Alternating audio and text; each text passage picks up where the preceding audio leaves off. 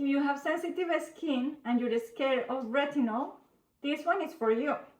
I have spent years convinced that my skin could not handle it.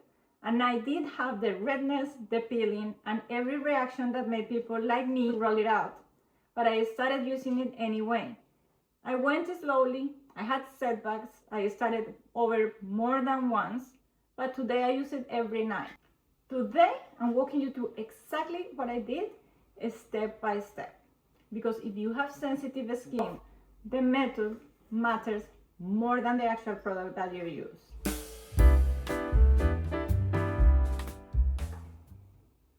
Before we get into the content of today's video, if you are new here, hi, my name is Tana. I am 48 and I am on a mission to age well as possible as I can. If that's your goal too, I would love for you to join me on this journey. Thank you for joining and welcome to Timeless Beauty Journal. Here we will explore everything about beauty, skincare, fitness, nutrition, healthy aging, and longevity strategies for women over 40. As always, if you enjoy this type of content, I would love for you to hit the like button and to subscribe.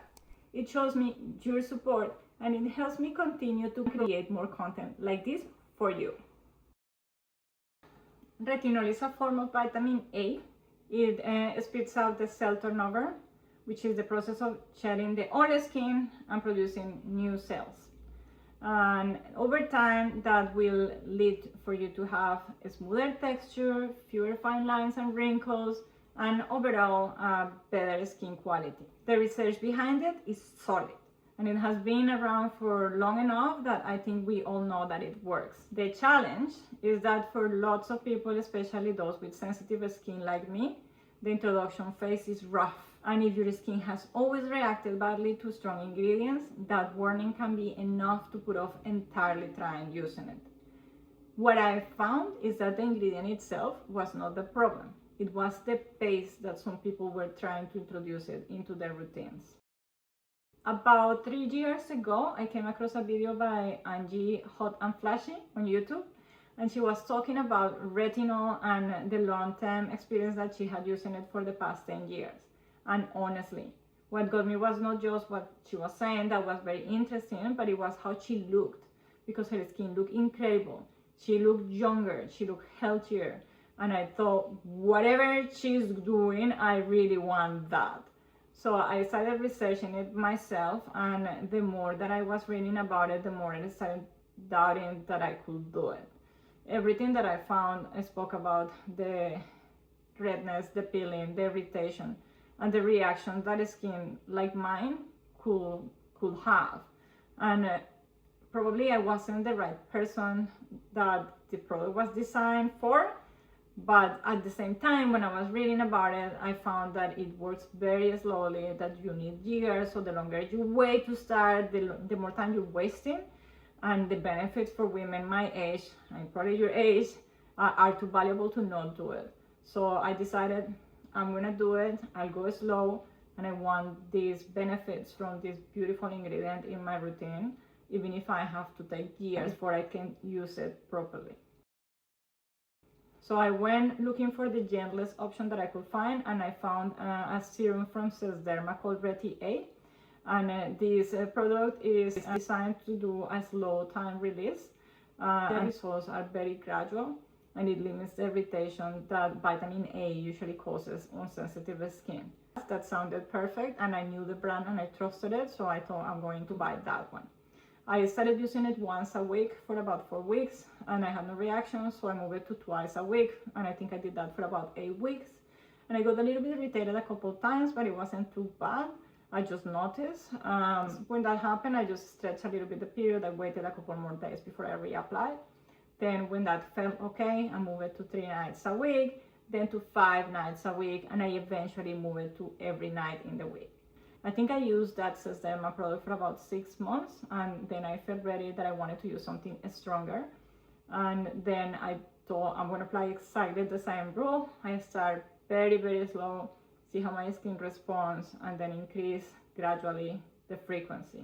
A quick break. I am planning on filming exactly how I apply my retinol every evening, which areas you should avoid if you're starting, how much product I use, and how I layer it to prevent irritation the following day.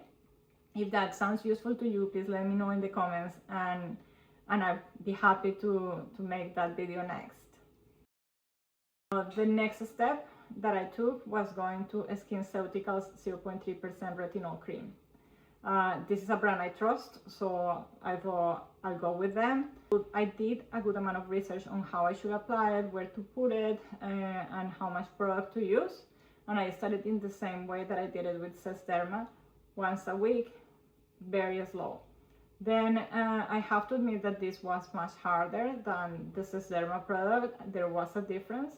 If I applied a little bit too much or I moved too fast, my skin irritated and it was sore.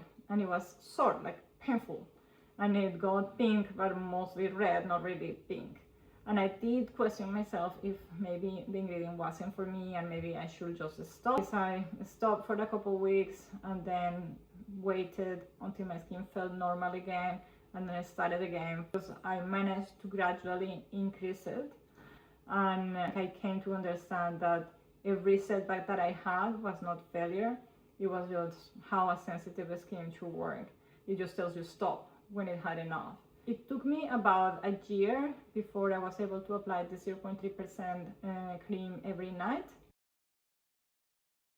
Once I reached that point where I could apply the 0.3% every night, I move on to the SkinCeuticals 0.5% formulation, which is the next step up. And I did the frequency exactly in the same way. 1 day a week for a few weeks until it felt okay, then 2 days, then 3 days, then 5, and then 7. Change was dramatic. I definitely felt the burning sensation more if I applied too much. The bad days were much worse than the bad days with the 0.3%. If I moved too fast, I had to pull back. So there was a difference. I've been using it now every night for about a year and a half. And my skin has really adapted to it. It's part of my daily routine. I am still very careful on how much I apply and pay attention, because I am rushing, not paying attention, watching YouTube videos or something. The next morning, my skin will remind me that I wasn't paying attention when I apply it. If that happens, I just stop using it for a couple days and then I'm perfectly fine. I also stop using it a couple days before I get my eyebrows waxed. So if I had to sum up this journey in a sentence, I think retinol can be used in sensitive skin, but you need to treat that timeline as years and not just weeks or months. You have to be really, really patient. I am considering that I'm gonna move to the 1% formulation when my current tube finishes. I have not gone any near prescription strength, I know, but if the 1% goes well, for however long it takes me, I'll move to prescription next and hopefully keep building. That's it. I link everything that I use and I mention today in the description below.